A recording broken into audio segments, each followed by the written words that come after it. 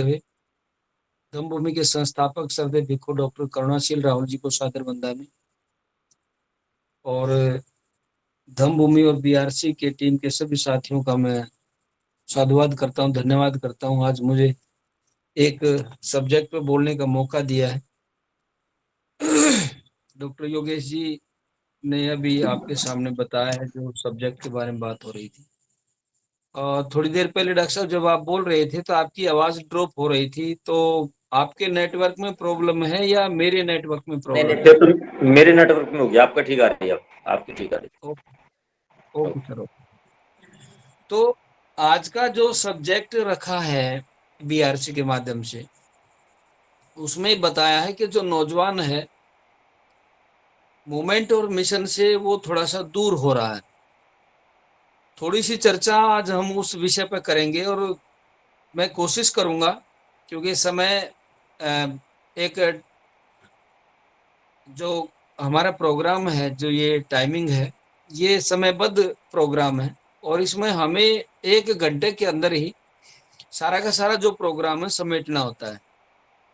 तो प्रबुद्ध साथियों, मैं कुछ विषय पे थोड़ी सी चर्चा करूंगा आप लोगों से और जिन भी साथियों के क्वेश्चन होंगे उन पे भी हम बात करेंगे।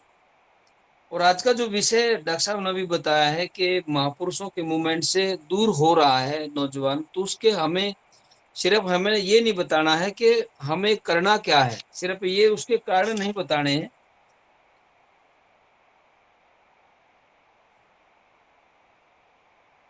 वो हमारे से दूर हो रहा है और साथ के साथ में हमें उसको अपने साथ जोड़ना कैसे है, मूवमेंट में लेके कैसे आना, हमें उन विषयों पर आज चर्चा करनी है। क्योंकि हम सिर्फ ये कारण बताएं कि वो इस कारण पीछे जा रहा है, इस कारण पीछे जा रहा है, फिर हमें उनको जोड़ना है, तो जोड़ने के विषय पर भी हम चर्चा करेंगे। और जो भी आज के इस गूगल मीट में जो भी साथी जुड़े हैं, अगर आपके पास भी कोई बहुत बेहतरीन सुझाव हो तो आप भी उन सुझाव को दे सकते हैं। और आप जहां पर भी मीटिंग लेने के लिए जाते हैं या कोई भी आप कार्यक्रम कर रहे हैं, तो आप उन जो सब्जेक्ट हम आपस में चर्चा करेंगे, उन सब्जेक्ट पे जाकर के आप नौजवानों को बता सकते हैं, ताकि इस मूवमेंट में वो फिर से जुड़ जाए। आप लोगों ने बाबा साहब अम्बेडकर का हर जगह हम सभी साथी नाम लेते हैं और बाबा साहब अम्बेडकर की कई स्टेटमेंट ऐसी है कि मैं बिल्कुल नहीं चाहूंगा कि जो हमारे नौजवान हैं वो किसी कलर की का ही ड्यूटी करे, केवल कलर बन करके रह जाए। मैं तो ये चाहूंगा कि हमारे नौजवान अपने जो इलाका है उससे 100 200 किलोमीटर दूर जा करके अपने समाज में प्रचार करें और प्रचार के साथ साथ में वो लोगों को जोड़े, लोगों के अंदर एक जोश पैदा करें, उनको जागरूक करें। जिस तरीके से तथाकथित दूसरे लोग इस काम को कर रहे हैं, उनके आप देखेंगे उनकी भाषा शैली भी हमारे से मिलती जुलती नहीं, उसके बावजूद भी वो अपना इलाका छोड़ करके हमारे बीच में आकर के वो साथियों काम कर रहे हैं। तो इसमें जो स्टार्टिंग का जो विषय है, आप देखेंगे कि एक ऐसा जमाना था जब हमारे बीच में प्रशिक्षित नौजवान आते थे, या नौजवान भी कह सकते हैं, बुजुर्ग भी कह सकते हैं। उसमें आप साहब कांशीराम का दौर आप कह सकते हैं, क्योंकि जो मेन शुरुआत जो हुई है लोगों को जागरूक करने की, क्योंकि बाबा साहब अम्बेडकर के पास इतना समय नहीं था, साधनों का अभाव था, और साथ के साथ में बाबा साहब अम्बेडकर की जो लड़ाई थी उन्हीं लोगों के साथ थी। तो बाबा साहब समाज में समय कम और दूसरे लोगों के साथ बाबा साहब लगातार काम कर रहे थे, और उनके साथ आप लोगों की हक और हकूकों की लड़ाई बाबा साहब लड़ रहे थे। बाबा साहब अम्बेडकर के जाने के बाद अगर आप देखेंगे तो पूरा का पूरा जो मूवमेंट है, आज स्पेशल नाम ही ये लिया है कि मूवमेंट मेरी डॉक्टर रमेश जी से, धम्म संदेश जी से बात हुई, उन्होंने कहा कि मूवमेंट शब्द शब्द है वो इंग्लिश का शब्द है। तो मैंने उनसे रिक्वेस्ट किया था कि ये जो भले इंग्लिश का शब्द है, लेकिन जो मूवमेंट शब्द है आम बोलचाल का शब्द हो गया है। आपने देखा होगा बहुत सारी किताबों पर भी इस तरह के नाम मूवमेंट ही लिखा होता है, जैसे अम्बेडकर मूवमेंट के सजग प्रहरी। हमने इस तरह के नामों को अक्सर लोगों के मुंह से सुना है। और जो शब्द एक बार प्रचलन में आ जाए तो उसमें हिंदी और इंग्लिश से कोई नहीं पूछता। अब कोई भी आदमी आपसे ये नहीं पूछेगा कि समय कितना हो गया है, ज्यादातर लोग ये पूछेंगे टाइम कितना है। अगर आप गांव देहात में भी जाएंगे तो देहात के लोग इस बात को कहते हैं टाइम कितना हो गया है, भले ही वो अनपढ़ आदमी। तो जो शब्द हमारे प्रचलन में आ जाते हैं तो वो शब्द फिर उसमें हिंदी और इंग्लिश उसमें नहीं देखी जाती। प्रबुद्ध साथियों, मैं बता रहा था कि एक ऐसा जमाना था जब हमारे प्रशिक्षित साथी, चाहे वो वामसेव के माध्यम से हो, चाहे बहुजन समाज पार्टी के माध्यम से हो, वो लोग इतने जागरूक हो गए थे और उनकी जागरूकता इतनी ज्यादा प्रचार में आ गई थी, वो अपना इलाका छोड़ करके दूसरे गांव में जाकर के वो प्रचार करते थे। और विशेष तौर पर आपने ये भी देखा होगा, हमने भी खुद देखा, हमारे गांव में जो बुजुर्ग लोग आते थे, जो वामसेव के प्रशिक्षित लोग थे, वो चूल्हे में से कोयला उठाते थे और दीवार के ऊपर वो आप लोगों को बताना शुरू कर देते थे कि आप लोग कौन हैं, आप कहाँ से आए हैं, आप लोगों को गुलाम कैसे बनाया गया है, कितने लोग हैं, आप लोगों की संख्या कितनी है, दूसरे लोगों की संख्या कितनी है, और वो आप लोगों के ऊपर हावी कैसे होते जा रहे हैं। इन सारे विषयों पर साथी उस टाइम पर हमें बताया जाता था। और जैसा साहब कांशीराम जी ने लोगों को नक्शा बना करके दिया हुआ था कि ये लोग यहाँ से आए हैं, ये एक वो दर्रा है, और इस तरीके से आप लोगों को गुलाम बनाया गया है, तो इन विषयों पर बहुत सारी बातें होती थी। उसमें एक नौजवान के अंदर एक जोश पैदा होता था, और जब उसके अंदर जोश भरता था तो वो फिर कुछ नया काम करने की कोशिश करता था। आप लोगों ने एक कहावत अक्सर सुनी होगी, साहब कांशीराम जी बोलते हैं, people get the leadership what they deserve. अब आप लोग डिजर्व क्या कर रहे हैं? आप जब किसी जो साथी शराब पीने के आदी है या हुक्का पीने के आदी हैं या कोई भी किसी प्रकार का नशा वो लोग करते हैं, तो वो लोग जब किसी भी इलाके में जाते हैं तो उनके यार सबसे ज्यादा मिल जाते हैं। आप अच्छे लोगों को ढूंढने जाते हैं तो आपको अच्छे लोग मिल जाते हैं, गलत लोगों को आप लोग खोजने जाते हैं तो आपको गलत लोग मिल जाते हैं। तो people get the leadership what they deserve, जो साहब की स्टेटमेंट है, आपको भी वैसे लोग मिलेंगे जैसे आप खोजने जा रहे हैं। आपकी मानसिकता के ऊपर निर्भर करता है कि आपको कैसे आदमी चाहिए। तो प्रबुद्ध साथियों, वो जो मूवमेंट के लोग थे, जिस कैडर की हम बात कर रहे हैं, वो जो साथी जब जाते थे लोगों के बीच में, वो दिन में अपना काम निपटाते थे, ड्यूटी करते थे, और उसके बाद में उनकी जिम्मेदारी होती थी, वो टारगेट लेकर के काम करते थे कि मुझे आज इतने दिन में इतना काम करना है और ये काम मैं अपना पूरा करके दिखाऊंगा। और ज्यादातर मैंने देखा कि वो एक सप्ताह की पूरी प्लानिंग करते थे। संडे का जो दिन होता था वो पूरा का पूरा वही निकलता था, और सैटरडे की नाइट को जब अपनी ड्यूटी करके वो निकलते थे। अब सैटरडे की छुट्टियां होने लगी, पहले सैटरडे की जैसे स्कूलों में भी आप देखेंगे हाफ डे लगता था, तो सैटरडे को वो निकल जाते थे और उसी गांव में प्रचार करते करते वहीं सो जाते थे। उसके बाद फिर वो अगले गांव में जाते थे, अगले गांव में जाकर वो लोगों को तैयार करते थे, और उसे दौरान बड़े पैमाने पर नौजवान तैयार होते थे, और नौजवानों के अंदर वो सारी बातें बारीकी से बताई जाती थी कि आप लोग किस तरीके से इसमें जुड़ सकते हैं। प्रबुद्ध साथियों, वर्तमान संदर्भ में इन प्रयासों के ऊपर कम ही लोग हैं जो इस काम को कर रहे हैं। भले ही आप नजर दौड़ा के देखेंगे, जितने भी संगठन है, राष्ट्रीय अध्यक्षों की तो भरमार आपको मिलेगी, लेकिन इस तरह का प्रयास जिस तरीके से धम्मभूमि ने प्रशिक्षण की प्लान की है साहब कांशीराम के बाद, साथियों, ये पहला कार्य रहा है कि लोगों को 5-5 दिन, 6-6 दिन, एक-एक सप्ताह, एक-एक महीने के लिए और पूरे 6-6 महीने के लिए भी प्रशिक्षण शिविर बंते जी ने साथियों लगाए। लेकिन वो दौर जो पहले का था साथियों, वो दौर आज आप देखेंगे वो दौर खत्म होता जा रहा है, जिसके कारण जो हमारा नौजवान है वो उस मूवमेंट से थोड़ा सा दूर होता जा रहा है।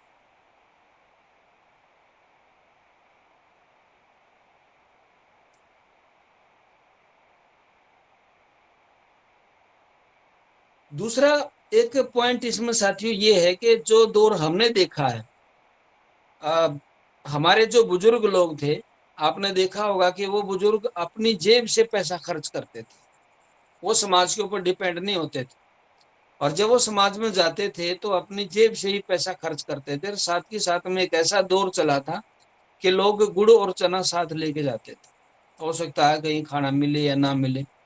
तो जितने भी बुजुर्ग लोग थे या नौजवान थे उस जमाने में, वो गुड़ चना खा करके, पानी पी करके वो आगे बढ़ जाते थे। उनको किसी के ऊपर डिपेंड रहने की जरूरत नहीं होती थी कि वो डिपेंड हो जाए, और वो वहीं पे उन्होंने पानी पिया, जो भी उनके पास खाने पीने का था उसको खा करके और लोगों को बांट करके वो आगे बढ़ जाते थे। और हमने खुद अक्सर देखा, छोटी छोटी जैसे जो घर में कपड़ा बच जाता है उसकी छोटी छोटी पोटली बनाई जाती थी और वो उसमें लटका करके लेके जाते थे। और पहले बड़े बड़े कुर्ते पहनते थे तो कुर्ते की जो जेब है उसमें वो डाल करके, हमने अक्सर देखा, कई बार देखते थे आपकी जेब इतनी ज्यादा क्यों भरी हुई है, वो कहते थे हमारी खुराक है, ताकि हम इस खुराक को लेकर के हम आगे बढ़ जाएं। पर वो साथियों, ये दौर इतना मेहनत का दौर था और लोगों को मजा आता था काम करने में। और एक बात और विशेष तौर पर मैं आप लोगों को बताना चाहूंगा, लोगों को तैयार ही इस लेवल पे किया जाता था, जैसे साहब की एक स्टेटमेंट होती थी कि जो लोग सहारा देता है वो फिर इशारा भी करता है। हमारे जितने भी बुजुर्ग थे, जो मेहनत कश थे, जो मूवमेंट के बारे में लोगों को जागरूक करते थे, वो जब भी जिस इलाके में जाते थे वो कहते थे कि आप लोगों ने दूसरे आदमी पर डिपेंड नहीं रहना, आप लोगों ने अपनी मेहनत से ही इस मूवमेंट को आगे बढ़ाया है। महापुरुषों ने जो हमारी मूवमेंट है वो मेहनत से आगे बढ़ाई है, तो आप लोगों ने भी इस मूवमेंट में अपनी मेहनत से ही काम करना है। और साथ के साथ में जो आपके पास पैसा है अगर आपके पास पैसा थोड़ा है तो आप थोड़े से काम चलाएं, ज्यादा है तो आप ज्यादा से काम चलाएं, कोशिश करें कि आप किसी के ऊपर डिपेंड ना रहें। पर वो साथियों, वर्तमान जो सिनेरियो आप देखेंगे, हमारे ज्यादातर जो नेता है, सामाजिक वर्कर है, जो भी फुल टाइमर वर्कर है, वो ज्यादातर लोगों के ऊपर डिपेंड हो गए हैं। आप देखेंगे अगर उनको एसी गाड़ी ना मिले तो उससे उनको तकलीफ हो जाती है। पहले खाना घर से बांध के लेके जाते थे, अगर आज खाना कोई आदमी लेके जा रहा है, अगर वो उसको खाना ना दे या उसको किराया ना दे या उसको पानी ना पिलाए, रास्ते में कोई उसके लिए व्यवस्था ना करे, तो सबसे ज्यादा वो परेशान हो जाता है। और फिर अगली बार जब वो किसी कार्यक्रम में जाता है तो पिछले जितने भी उसने कारण इकट्ठे कर रखे हैं वो सारे के सारे उसके ऊपर उड़ेल देता है। कोई भी आदमी उसको इस लेवल पर समझाने वाला नहीं होता है कि ये जो डिपेंडेंसी है दूसरों के ऊपर, ये हमें नहीं करनी थी। और ये डिपेंडेंसी होने की वजह से जो हमारा मूवमेंट था, जो हमारी काम करने का तौर तरीका था, उसमें साथियों बड़े पैमाने पर बदलाव आया है। और उस जमाने में डिपेंडेंसी नहीं होती थी, लेकिन आज आप देखेंगे, मैंने तो जितने भी कार्यक्रमों में जाते हुए देखा लोगों को, वो आते ही कम से कम सैकड़ों उलाने दे देते हैं कि हमने इतने बजे वहां से उठाया, हमें आप लोगों ने ये चीजें नहीं दी, वो चीजें नहीं दी। तो नौजवान जो देखता है, जो चीजें नौजवान देखता है वो उसके ऊपर वही असर हो जाता है, वो भी दूसरे के ऊपर डिपेंड हो जाता है। हमारा जो मूवमेंट था वो दूसरे के ऊपर डिपेंड होने का नहीं था। जब डिपेंड हम नहीं थे तो हम स्वाभिमानी मूवमेंट के साथ काम करते थे साथियों। लेकिन अब हमारे जितने भी जो साथी हैं, जो नए नए नए नवेले मूवमेंट में आते हैं, उनके अंदर हाथ फैलाने की जो परिपाटी वो ज्यादा आ गई कि मुझे दे दो, कितने आदमी आएंगे, कितना उनको खाना खिलाना, कैसे कैसे व्यवस्था करनी, और एक आदमी उनका ठेका ले लेता है। जैसे बीच में मैं राजनीतिक सब्जेक्ट पर भी थोड़ा सा मैं आप लोगों को बताना चाहूंगा। जो बूथ है, एक ऐसा टाइम था कि अपने बूथ के ऊपर हमें मुस्तैद होना चाहिए, तो उस टाइम पर थैले बांटे जाते थे और थैलों में थोड़ी बहुत धनराशि डाली जाती थी, ताकि कार्यकर्ता जहां बैठेंगे थैला लेकर के, वहां उन कार्यकर्ताओं के लिए थोड़ी बहुत चाय पानी की व्यवस्था हो जाएगी। और साथ ही जिस जमाने में हम काम करते थे, हम हमारे वोट भी नहीं बने थे, उस टाइम की मैं बात कर रहा हूँ, जब हम वोट डालने के लिए जो लोग आते थे, हम उनको घर से उठा के लेके आते थे, जो बड़े बुजुर्ग उनकी व्यवस्था करते थे। और उसमें पैसे नहीं होते थे थैले में, जब हम अपने ही जेब से पैसा इकट्ठा करते थे और उसके बाद में फिर उस काम को आगे बढ़ाते थे, टेंट लगाते थे, महापुरुषों के कटआउट लगाते थे। लेकिन आज अगर आप देखेंगे, अगर किसी आदमी के पास थैले की ड्यूटी दे दी जाती है तो आधे से ज्यादा लोगों के बीच में ये चर्चा का विषय रहता है जी, थैला बांटने की ड्यूटी उसके लगाई है तो वो ही काम करेगा। क्योंकि उनको पता है कि उनके अंदर थोड़ा थोड़ा पैसा डाला जाता है और फिर वो उस पैसे को आपस में बांट लेते हैं। जिस आदमी के पास ज्यादा थैले होते हैं वो कहता है जी वहां तो आदमी नहीं मिले। तो इस तरह की जो नौजवानों के अंदर जो लालचीपन आया है, उस लालचीपन के कारण भी नौजवान दिग्भ्रमित हो गए हैं, वो अपना ध्यान भटका चुके हैं और उनके दिमाग में दूसरी तरीके की बात आई है। साथियों, साथ के साथ में नौजवान जितना ज्यादा जैसे उग्र रूप लेता है, तो उस उग्र रूप के दौरान एक दो प्रॉब्लम उनके साथ और आती है। जैसे दो गुटों में झगड़ा हो गया है, दो गुटों में झगड़ा हो जाता है, तो जो आदमी उग्र है उस आदमी के साथ में जो दूसरा ग्रुप हो कोशिश करता है कि सामंजस्य बनाया जाए। और जब उनके साथ सामंजस्य बनाता है तो फिर वो कहता भाई इसको ले दे करके आप काम को निपटा दे। जब वो थोड़ा बहुत इधर उधर से ले दे करके काम को निपटाता है, फिर उसके ऊपर ऑब्जेक्शन लग जाता है कि ये लोग पहले झगड़ा कराते हैं, फिर उसमें समझौता कराते हैं, जब वो समझौता कराते हैं फिर उसमें से कुछ पैसे अपने लिए रख लेते हैं। तो साथियों, जो नौजवान ईमानदार है उसका फिर आगे से मूवमेंट में हाथ डालने से वो डरता है और वो पीछे की तरफ हटने की कोशिश करता है।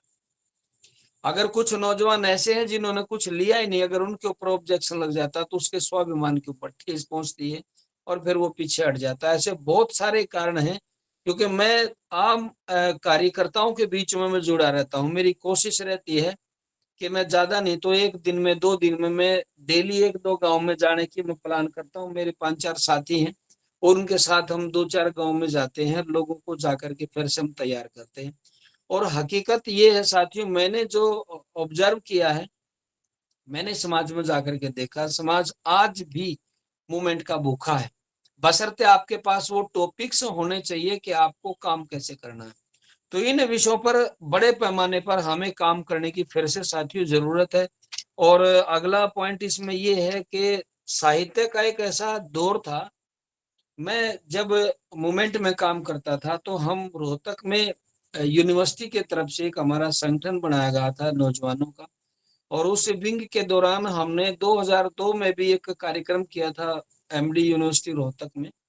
और उसमें हमने वामन मेश्राम को वक्ता बुलाया था। उस दौरान संविधान की समीक्षा के ऊपर बड़े पैमाने पर चर्चा चल रही थी और यूनिवर्सिटी ने हमें जो कैंपस देना था, जो हमने कैंपस उस दौरान बुक किया था, तो यूनिवर्सिटी ने कैंपस नहीं दिया। इसके बाद हमने जो हम रोहतक का जो पीजीआई है उसके रास्ते में जो गैलरी है वो उसमें ग्रिल लगी हुई है, हमने वहां पर साथियों कार्यक्रम किया।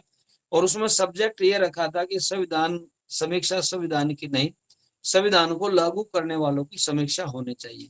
इस विषय पर हमने ये कार्यक्रम किया था, तो बड़े पैमाने पर नौजवान उसमें शामिल हुए थे। साथ ही उसी नौजवानों की मीटिंग के दौरान हमने एक कार्यक्रम और प्लान किया था। हमारी टीम के जो भी सीनियर साथी थे उन्होंने एक प्लान किया था कि हम लोगों के घरों में साहित्य भिजवाएंगे और साहित्य के माध्यम से, क्योंकि साहब कांशीराम जी ने बड़े पैमाने पर साहित्य का प्रचार किया था और साहित्य के प्रचार के माध्यम से जितने भी आज आप लोगों को मूवमेंट में काम करने वाले लोग दिखाई दे रहे हैं वो सारे के सारे साहित्य से जुड़े हुए लोग। साहित्य को उन्होंने पढ़ा है, साहित्य को उन्होंने आगे बढ़ाया है। तो साथियों, हम उस जमाने में, उस समय हम जितने भी हमारे बीच में एम्प्लॉय लोग होते थे, क्योंकि एम्प्लॉय के पास ही पैसा होता था और एम्प्लॉय इसमें सहयोग करता था, जब वो एम्प्लॉय इसमें सहयोग करता था तो हम उस पैसे को इकट्ठा करके हम किताबें खरीदते थे। वोल्गा से गंगा तक, वो पूजा के पात्र नहीं है, वाल्मीकि कौन है, और हारों की दास्तां, हिंदू हारों की दास्तां, बहुत सारे ऐसे सब्जेक्ट होते थे जिस पर हम काम करते थे। कांग्रेस ने अछूतों के, कांग्रेस और गांधी ने अछूतों के लिए क्या किया, भाव साहब के जितने भी वॉल्यूम थे, पूना पैक्ट क्या था, इन विषयों पर हम साथियों किताबें खरीदते थे। और फिर हम उन किताबों का एक स्टॉक बनाते थे और एक एक आदमी के पास हम 10-10, 20-20 किताबें नौजवानों को दे देते थे। जब वो नौजवान अपने इलाके में किताबें लेके जाता था तो हम एक रजिस्टर लगाते थे और उस रजिस्टर में ये लिखते थे कि भाई एक आदमी को आपने कौन सी किताब दी है और ये आदमी उस किताब को कौन सी को पढ़ करके आया है। फिर हम उससे चर्चा भी करेंगे कि भाई आपने जो किताब पढ़ी है कि उसमें से आपको क्या चीज समझ में आई है और आपने एक ही किताब को कितने लोगों तक बांटा है, कितने लोगों तक आप लोगों ने किताबें वितरित की। प्रभु साथियों, इस तरह का काम हमने किया और बड़े पैमाने पर यह प्रचलन होता रहा और किताबें इतनी ज्यादा फैली कि जितने भी नौजवान हमारे से जुड़े थे वो सारे के सारे नौजवान इतने आकर्षित हुए और फिर वो लगातार साथियों काम करने लग गए। आज भी जो नौजवान हमारे साथ जुड़े हैं, जो लोग हमारे साथ अब भी काम कर रहे हैं, मैं देख रहा हूँ वो लोग पहले मूवमेंट में काम करते थे और वो लोग आज भी मूवमेंट में काम कर रहे हैं। अभी दिल्ली में मैं गया, हमारे एक साथी थे जिनको बलजीत भंगी के नाम से जाना जाता था, हमारे साथ वो काम करते थे। अलग अलग तरीके की हम नाम इस्तेमाल करते, कोई अपने आगे रावण लगाता था, कोई राक्षस लगाता था, कोई अछूत लगाता था। अलग अलग टीम के लोग होते थे, क्योंकि उस जमाने में एक चीज ये क्लियर हो गई थी कि हम अपने जो भी पहचान है उस पहचान को हम छुपाए नहीं, किसी को हमने बताना ना पड़े कि मैं कौन जगह से आया हूं। जब हम उस पहचान को नहीं छुपाते थे तो लोगों को क्लियर हो जाता था। और साथियों एक इतना जबरदस्त मोमेंटम बनता था, सारे नौजवान एक साथ मिल करके काम करते थे, किसी के साथ भी कोई भी प्रॉब्लम आती थी, सब उसको मिल करके सोल्यूशन निकालते थे। इस तरीके से साहित्य का इतना जबरदस्त प्रचार हुआ, और प्रचार होते होते साथियों यहाँ तक पहुंचा, आज भी जो नौजवान आज मूवमेंट में जुड़ा हुआ है या कोई बुजुर्ग है, वो सारे के सारे साथियों साहित्य के माध्यम से जुड़े हैं, और छोटे छोटे जो कैंप लगाए जाते थे उन कैंपों के माध्यम से जुड़े। अगली बात साथियों ये है कि जैसे मैंने साहित्य का जिक्र किया है, एक संदर्भ आता है साहब कांशीराम जी का। जैसे साहब कांशीराम जी ने एक किताब पढ़ी है, एनाइलेशन ऑफ कास्ट, जातियों का संपूर्ण विनाश। उस विषय को अगर आप देखेंगे, जो पुराने जो मूवमेंट के साथी वो जानते हैं, दीना भाना जी और डी.के. खापर्डे जी ने साहब को एक किताब दी थी, एनाइलेशन ऑफ कास्ट। और साहब ने वो किताब बताते हैं कि करीबन 17 बार वो किताब पढ़ी है। एक छोटा सा संदर्भ हमने एक बुक में दिया भी है, उसमें बताते हैं कि जैसे साहब कांशीराम जी की जो माँ है, वो उनके पास चली जाती पूना के अंदर, और जब वो पूना में जाती हैं तो साहब से को देखती है कि वो किताब लेकर के पढ़ रहे हैं। थोड़ी देर बाद देखती है फिर भी वो किताब लेके पढ़ रहे हैं, थोड़ी देर बाद फिर देखती, तो रात के 1 बजे वो देखती है कि कांशीराम अब भी किताब पढ़ रहे हैं। तो माँ उनको प्यार से कांसिया बोलती थी, तो उनके हाथ से किताब छीन करके माँ बोलती है, वे कांसिया इस किताब में क्या है जो तू रात भर इस किताब में खोज रहा। तो साहब कहते हैं कि माँ, बाबा साहब अम्बेडकर इसमें राज की चाबी छुपा करके गए हैं, और मैं इस किताब में से वो चाबी खोज रहा हूँ। उसके बाद में माँ ने समझ में आई बात है कि भाई जो कांशीराम है वो मानेंगे नहीं, और वो अब अपने हिसाब से जिंदगी जिएंगे, इसलिए वो उनको वहां छोड़ करके आ गई। और साहब ने फिर वो जो लेटर लिखा कि मुझे क्या करना है, और एक किताब पढ़ते पढ़ते साहब कहते हैं कि मुझे मेरा मकसद मिल गया है जिस पर मैं अपनी पूरी जिंदगी लगा दी। जब साहब महाराष्ट्र में गए तो महाराष्ट्र के लोगों ने कहा कि हमारे पास तो आपने तो एक किताब पढ़ी है, हमारे पास तो साहब बाबा साहब अम्बेडकर का अथाह साहित्य है, हम तो बड़े पैमाने पर किताबों को पढ़ते हैं। तो साहब उनको एक बात कहते हैं, ये संदर्भ आप लोगों को बताना बहुत जरूरी है। साहब कहते हैं कि आप लोग कह रहे हैं कि हमारे पास किताबें बहुत हैं, और आप लोगों ने किताबें बहुत पढ़ी हैं, बाबा साहब अम्बेडकर का सारा साहित्य पढ़ा है, लेकिन मैंने तो सिर्फ एक किताब पढ़ी है, और जब से मैंने वो एक किताब पढ़ी है तब से साथियों मुझे चैन नहीं आ रहा, मुझे तो समझ में या नहीं आ रहा कि आप लोग चैन से कैसे सो जाते हैं। तो उसके बाद में लोगों को समझ में आया कि हाँ यार, साहित्य के अंदर बहुत सारा ऐसा मटेरियल है जिसके माध्यम से हम लोगों को जागरूक कर सकते हैं। प्रबुद्ध साथियों, आप जितने भी महापुरुषों के एविडेंस निकालोगे, जितने भी मूवमेंट पे जिन्होंने रियल में काम किया है, उन लोगों का जब आप साहित्य पढ़ेंगे तो आपको पता चलेगा कि उन्होंने साहित्य के ऊपर कितना ज्यादा जोर दिया है। एक गुरु नारायणा का एक एविडेंस आता है। गुरु नारायणा कहते हैं कि अगर आपके पास भोजन नहीं है और आपके पास थाली है, तो आप लोग क्या करोगे? तो लोगों का जवाब होता था कि हमारे पास अगर थाली है और भोजन नहीं है तो हम थाली बेच करके भोजन लेकर के आएंगे। लेकिन वो कहते हैं कि आप लोग गलत कह रहे हैं। आप लोगों के पास अगर थाली है तो आप उस थाली को बेच करके किताबें खरीदें।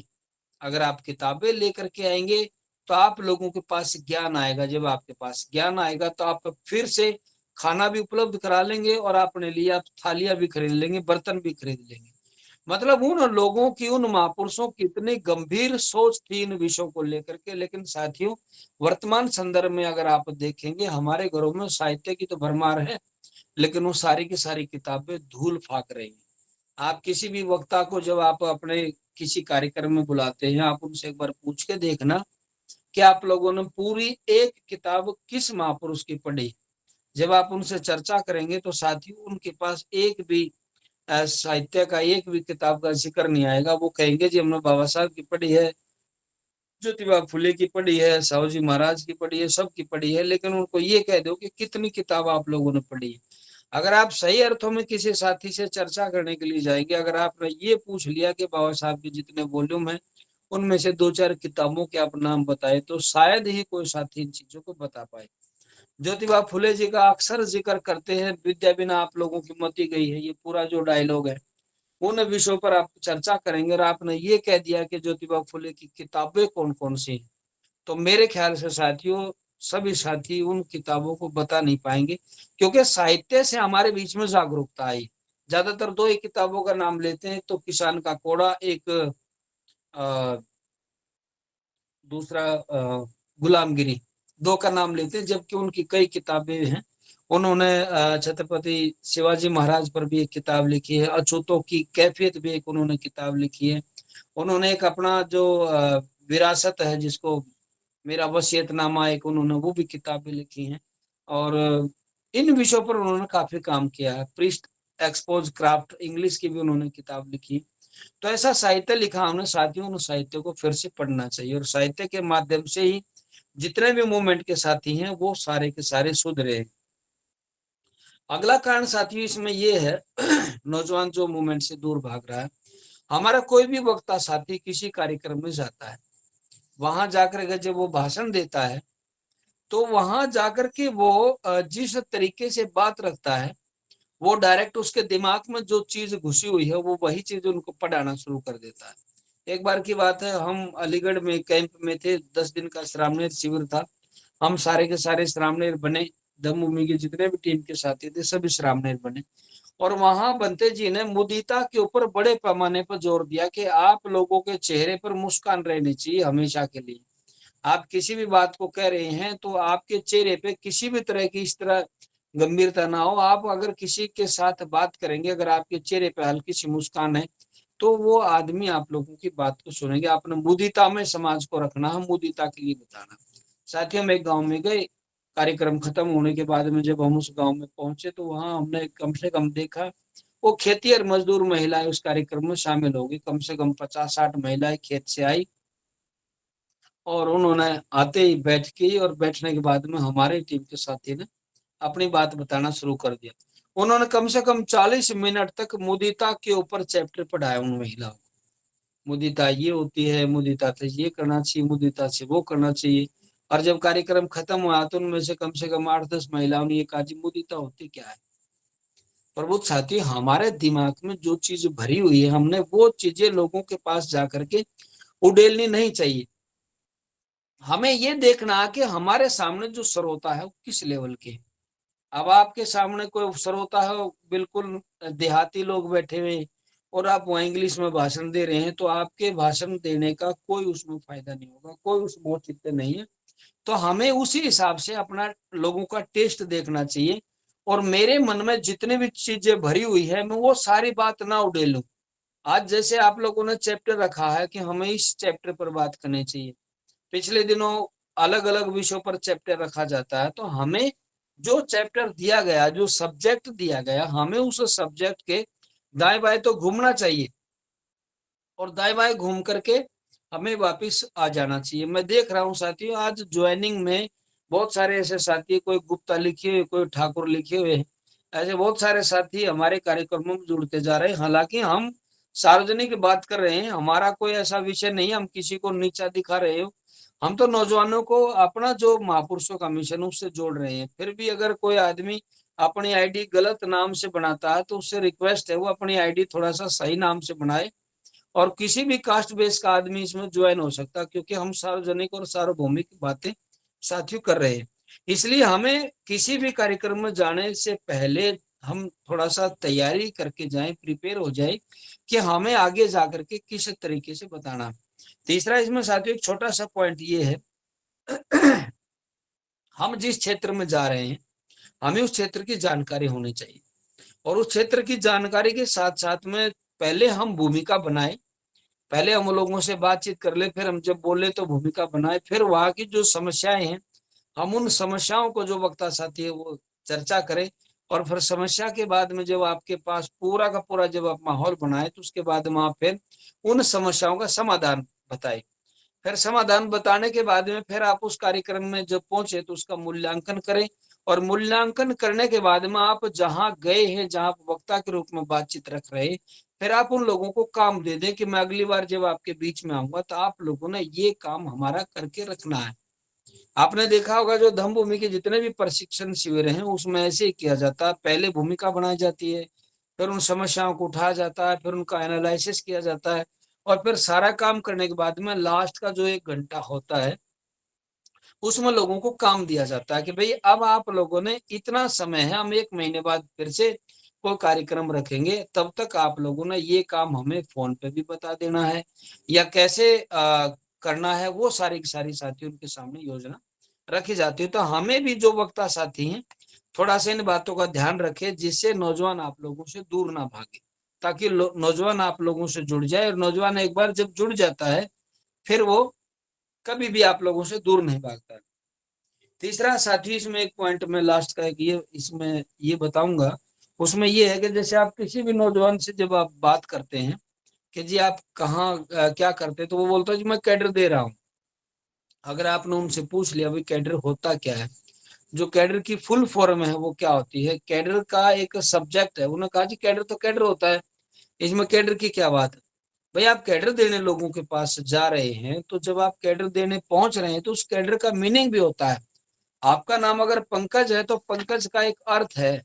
आपका नाम अगर कोई भी नाम आपका दिखा हुआ पवन है, तो आपका नाम पवन का भी एक उसका एक अर्थ है। विजय इसमें नाम लिखा तो विजय का एक अर्थ है। पन्ना लाल इसमें नाम लिखा हुआ है, तो उन सभी शब्दों का एक अर्थ है। गगन है तो गगन का एक अर्थ है।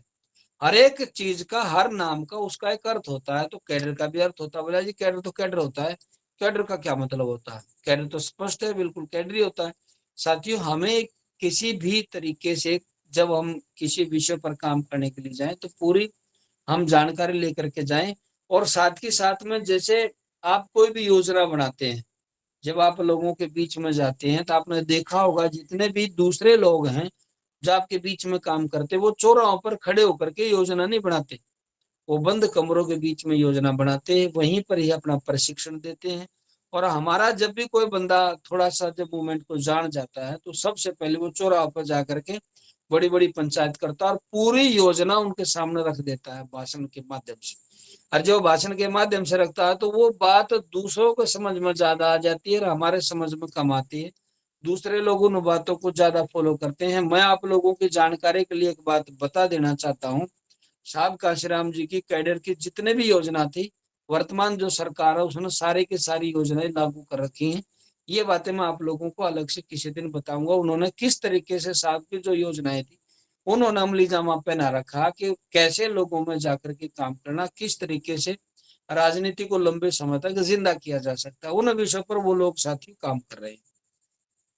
इसलिए हमें जितने भी योजनाएं बनाए, तो हम चौराहों पे खड़े होकर के योजनाओं के बारे में भाषणबाजी ना दें, हम अंदर बैठ करके चर्चा करें और उसके बाद में हम समाज में जाकर के अमली जामा पहनाएं, ताकि नौजवानों को सही तरीके से मटेरियल दिया जा सके।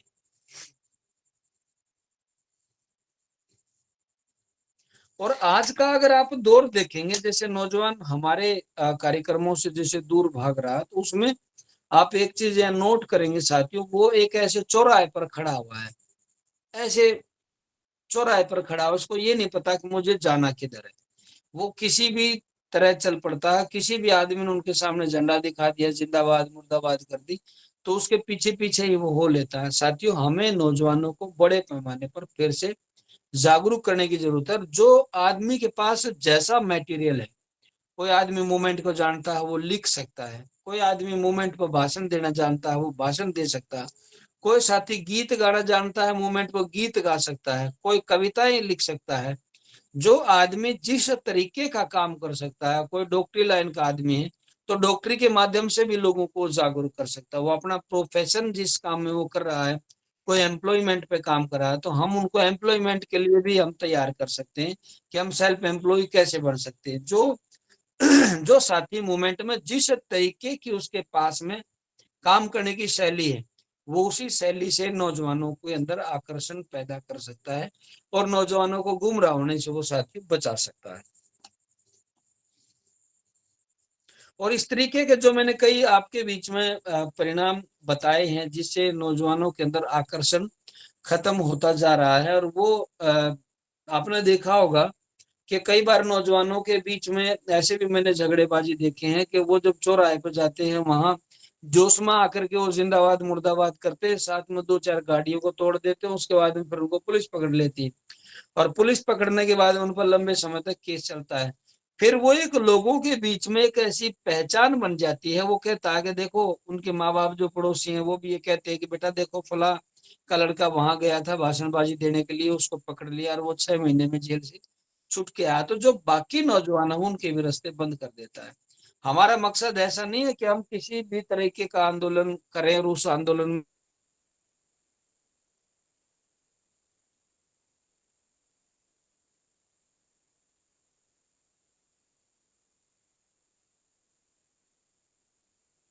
कुछ मंदिर की तरफ चल पड़े। रात का समय था, मेरे पास साथ पलवल से कम 20-25 नौजवान गए थे। मैं उन नौजवान को लेकर के पलवल की ट्रेन पकड़ाई। रात का समय था। मैंने कहा अभी वापिस चलो, रात को मंदिर नहीं बनते हैं तो प्लानिंग के साथ ही मंदिर बनेंगे। साथ ही जब हम वहां से चले थोड़ी देर बाद में पता चला कि वहां लाठीचार्ज हो गई है। मेरे गांव से भी 5 नौजवान 6 महीने में जेल से साथियों निकल करके आए। तो हमें, बाबा साहब अम्बेडकर के मानने वाले आप लोग हैं और बाबा साहब अम्बेडकर ने आप लोगों को जो लड़ाई लड़ने का तरीका बताया है वो संवैधानिक तरीका। तो हमें संवैधानिक तरीके से ही काम को करना चाहिए। अगर हर जगह आप कानून को हाथ में लेकर के इस तरह का काम करेंगे तो जो आगे आने वाले नौजवान हैं आप उनका साथियों रास्ता रोक देते हैं। एक कारण साथियों नौजवानों का मूवमेंट में आने का कारण, नए आने का कारण एक ये भी है कि जो हमारे बीच में एक बड़ा वक्ता आता है और जो बड़ा वक्ता है वो आकर के बड़ी बड़ी बातें इस तरीके से फेंकता है, बड़े लच्छेदार भाषण देता है। जब लच्छेदार वो भाषण देता है तो उसके सामने वो 2-3 पॉइंट और उठाता है कि फला संघ ऐसे कर रहा है, फला पार्टी ऐसे कर रही है, उन्होंने एक जमावड़ा बना लिया, हर चीज पर कब्जा कर लिया है, आने वाले समय में तुम्हें इस तरीके से मारा जाएगा, आप लोगों को ये कर दिया जाएगा, वो कर दिया जाएगा। इतना ज्यादा हम डर बैठा देते हैं नौजवानों के दिमाग में। साथियों, हमें ये डर नहीं बैठाना चाहिए। आप अगर आज से 50-60 साल पहले का जो समय देखेंगे हमारी सोसाइटी का क्या हालात थी, और आज वर्तमान में आप देखेंगे कि हमारी हालात में कितना चेंजिंग आया है। आज हम ये मान के चलो कि बड़े पैमाने पर हम चेंज हो चुके हैं और हम सेल्फ एम्प्लॉयमेंट की तरफ भी हम आकर्षित हो रहे हैं। और आपने ये भी देखा होगा, राष्ट्रीय लेवल पर आप लोगों के खिलाड़ी निकल रहे हैं, राष्ट्रीय लेवल पर आप लोगों के वक्ता निकल रहे हैं, राष्ट्रीय लेवल पर आप लोगों के बिजनेसमैन निकल रहे हैं, और राष्ट्रीय लेवल पर आप लोगों के बहुत सारे सेल्फ एम्प्लॉयमेंट में प्रोडक्ट भी आ गए। तो हमें लोगों को डराने की बजाय उन लोगों को इस तरीके से आकर्षित किया जाए। बड़ी बड़ी जो जॉब, आप लोगों ने भी यूपीएससी का एग्जाम देखा होगा, उसमें बड़े पैमाने पर आप लोगों के जो साथी हैं, आप लोगों के भाई बंद हैं, वो निकल करके आए हैं। पलवल के पास में एक लड़की निकल करके आई है जो आपके समाज की है। तो इस तरीके से बड़े पैमाने पर नौजवानों को हमें वो चीजें बतानी चाहिए जिससे उनके दिमाग में डर ना बैठाया जाए, उन लोगों को जागरूक किया जाए और उनको आगे बढ़ाया जाए। और उनको साथ साथ में ये तैयार किया जाए अलग अलग कैंप लगा करके कि आप केवल परिवार के लिए नहीं बने।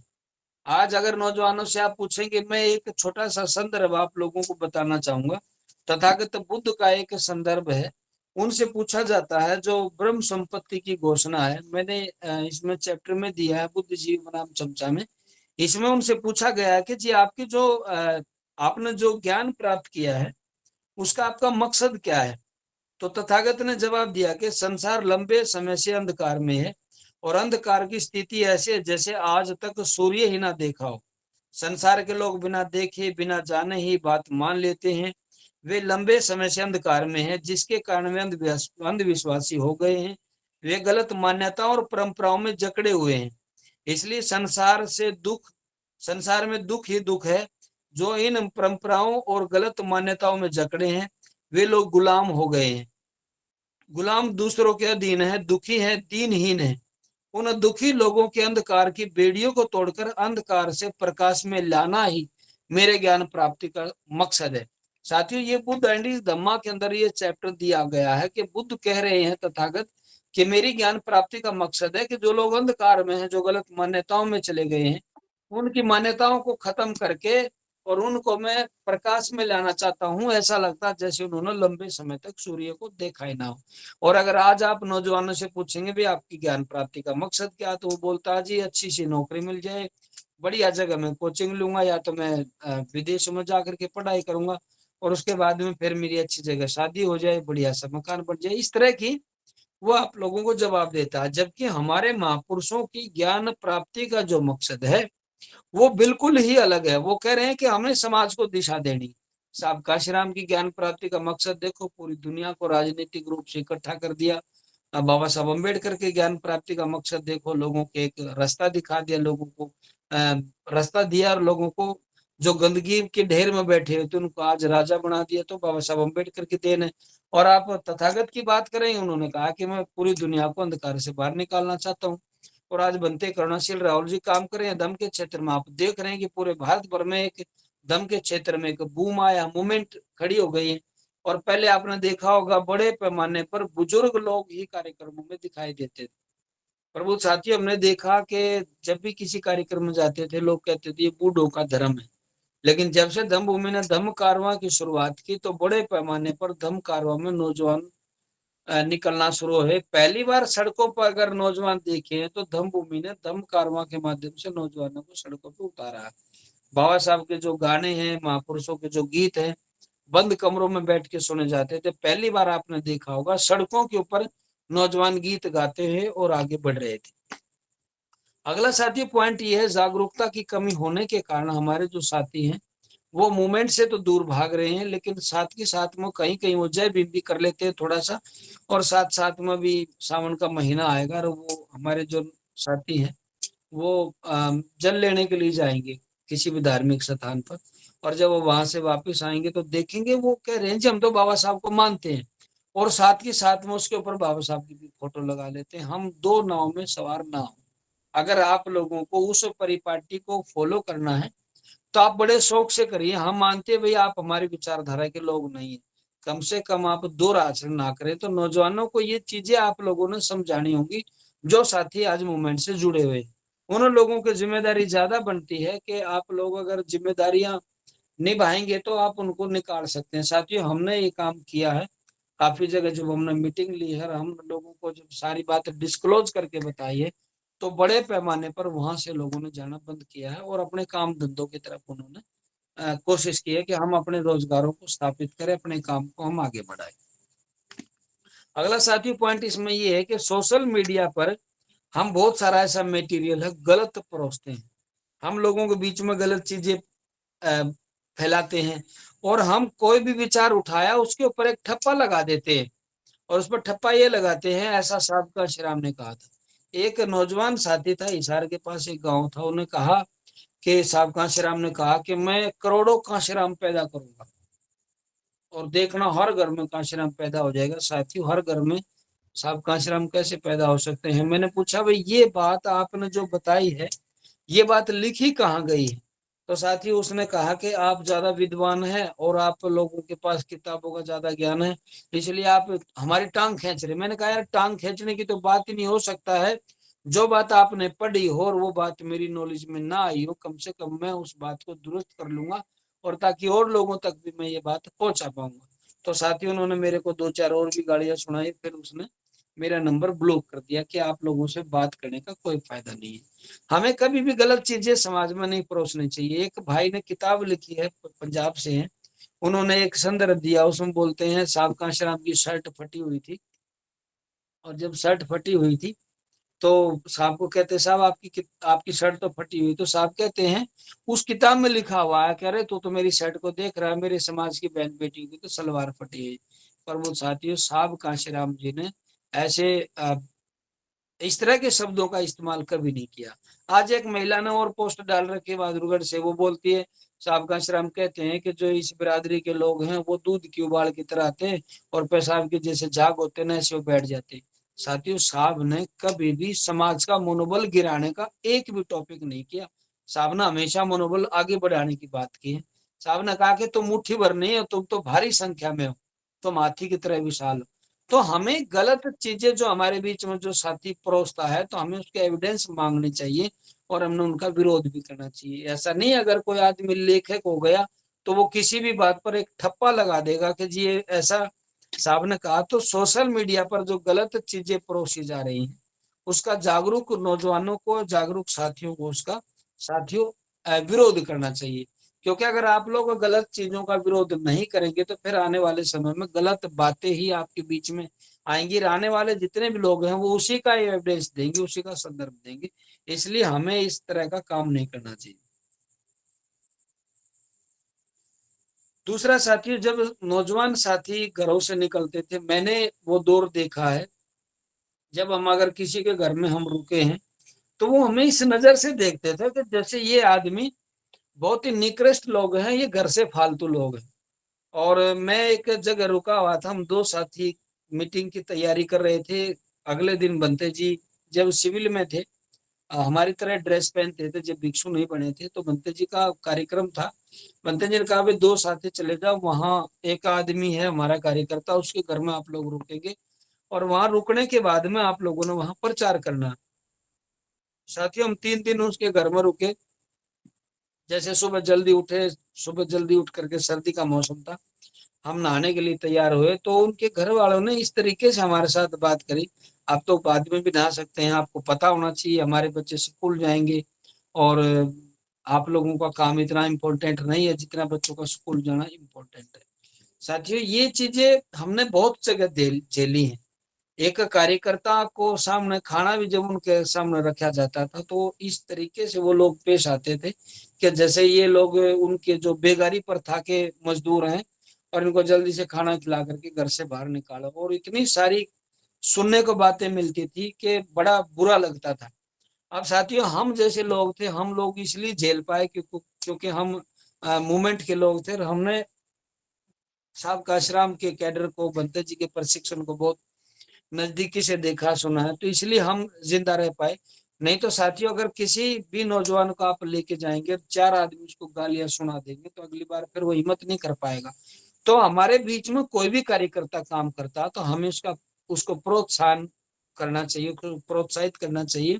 साथ के साथ में हम उनसे पूछना चाहिए कि भाई आपकी क्या जरूरतें हैं। अगर छोटी मोटी जो व्यवस्था है, हमारे बीच में एक साथी है, सर्दी कड़ाके की सर्दी थी, साइकिल यात्रा लेकर के आ, मात्र 2 लोग थे, बोले जी हम साइकिल यात्रा लेकर के चले। मैंने देखा कि वो चप्पल पहने हुए, कड़ाके की सर्दी थी। मैंने कहा दोस्त, साइकिल यात्रा आपकी ठीक है, मेरे पास ज्यादा पैसा तो नहीं है, लेकिन मेरे पास 500 रुपये रखे, आप सबसे पहले 500 रुपये रख ले और उसके बाद में आप अपने जूते खरीदे, क्योंकि आप सर्दी के मौसम में चल रहे हैं, ठिठुरती और ठंड में आपको बचाना भी, अपने आप को बचाना भी जरूरी है। लेकिन साथियों, मैं जब फील्ड में रहा तो हमें इस तरह के लोग नहीं मिले, क्योंकि मैं उन बातों को भुगत भोगी हूँ। और जो आदमी भुगत भोगी, हमारे बीच में कोई कार्य करता आता है तो हम सबसे पहले उनका सम्मान करना आना चाहिए। अगर आप लोग उनका सम्मान करेंगे तो नए लोग निकलेंगे। अगर आप उनके सामने उनकी बेइज्जती करेंगे, उनकी इंसल्ट करेंगे, उनका सम्मान नहीं करेंगे, तो आने वाले समय में जो नौजवान काम कर रहे हैं साथी, वो नौजवान निकलना बंद हो जाएंगे। तो नौजवानों के बहुत सारे ऐसे कारण हैं, साहित्य से दूर होना, उनको गलत नजर से देखना, उनका प्रॉपर प्रशिक्षण ना होना, उनको प्रोत्साहन ना देना, उनको ये चीजें दिमाग में बैठाना कि आप नौकरी करेंगे, पैसा कमाएंगे, बस यही काम होना चाहिए। अगर इतनी सारी बातें आप उनके बीच में करेंगे तो साथ ही वो लोग आगे मूवमेंट में निकलना बंद हो जाएंगे। फिर तो आप लोगों के सामने मिशनरी लोगों की भी एक प्रजातियां मिला करेगी आने वाले समय में। जैसे डायनोसार के अवशेष मिल रहे हैं, इसी प्रकार हमारे जैसे जो कुछ कार्यकर्ता रहे उनके सिर्फ अवशेष मिलेंगे। कोई फला आदमी था, दम संदेश जी थे सिरसा में, वो काम करते थे, बंते जी थे जो वो काम करते थे, अब कोई भी काम नहीं करता। तो हमें प्रोत्साहन देने के लिए, उनका मनोबल बढ़ाने के लिए उनको डराना नहीं है, ताकि वो आने वाले समय में साथी मूवमेंट से जुड़ जाए। बहुत सारे ऐसे कारण हैं जिन पर मैंने चर्चा की है कि नौजवान मूवमेंट से दूर भाग रहा है। आने वाले समय में नौजवान मूवमेंट से जुड़ा रहे। और जो बिखरा हुआ समाज है, जो अलग अलग मकसद लेकर के चला हुआ है, राष्ट्रीय लेवल पर हमें सभी मुद्दों पर एक रूपता हमें लेके आनी चाहिए। दिल्ली में ये प्रयास किया गया है, आगे भी ये प्रयास जारी रहेगा। आप लोगों ने आज के विषय पर मेरी बातें सुनी है, आपका बहुत बहुत साधुवाद। और धम्मभूमि ने, बीआरसी ने मुझे आज के विषय पर बोलने का मौका दिया है और आप लोगों ने ये सब्जेक्ट सुझाया था जिस पर मैं अपनी बातें रख पाया हूँ। हो सकता है थोड़े समय में मैंने बात रखने की कोशिश की, बहुत सारे विषय छूट भी गए क्योंकि ये बहुत बड़ा सब्जेक्ट है जिस पर बहुत सारी बातें की जा सकती हैं। फिर भी आज थोड़े टाइम के लिए इतने विषय पर मैंने काफी बातें की हैं। किसी साथी का कोई क्वेश्चन हो तो वो चर्चा कर सकता है। आपका बहुत बहुत धन्यवाद। नमो बुद्धाय, जय भीम।